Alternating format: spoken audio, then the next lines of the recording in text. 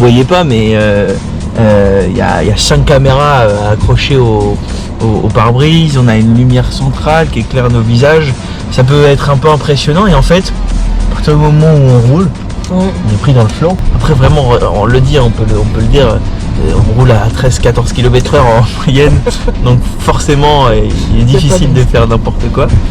Mais non, mais j'aime tellement. Des fois c'est vrai que les gens s'énervent parce qu'on roule très doucement, Oui, ça klaxonne, donc ça klaxonne, mais les gens sont intrigués plutôt quand ils nous doublent et tout, et ils finissent par comprendre. Et au début c'est vrai que j'étais pas aussi à l'aise, même si aujourd'hui je le suis pas complètement, et c'est normal parce que déjà il faut être quand même sur nos gardes en permanence quand on conduit, qu'on soit filmé ou pas.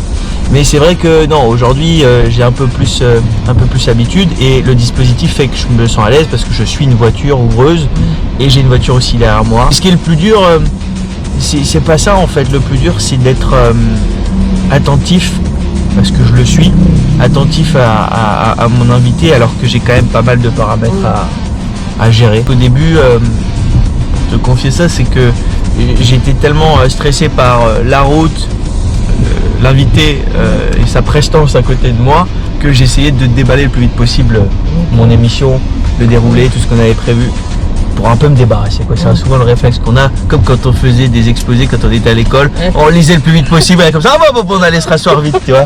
Bah, c'est un petit peu ce que je faisais. Bon, évidemment, après on a retravaillé, j'étais avec Mehdi et tout.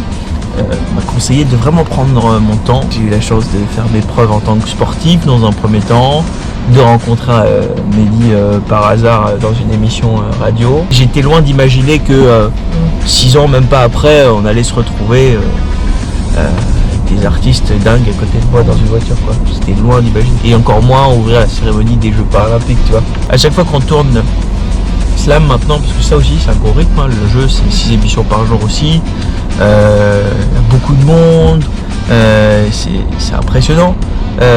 J'essaye de penser aux téléspectateurs, quoi. 5 fois par semaine, c'est du lundi au vendredi, donc forcément il y a des liens qui se créent, les gens qui s'arrêtent dans la rue, etc.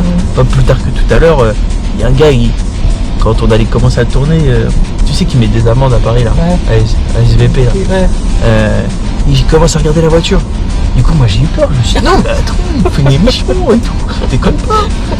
Il me dit ah mais c'est le monsieur de Slam. Et j'ai vu dans son regard qu'il était trop, mais j'ai trouvé ça trop mignon. Et même moi tu vois, j'ai pas encore vraiment l'habitude de ça. Ça me fait toujours quelque chose parce que encore une fois ce monsieur était trop adorable. En plus il nous a même pas mis d'amende alors qu'on était sur un truc de livraison. Donc il m'a vraiment régalé.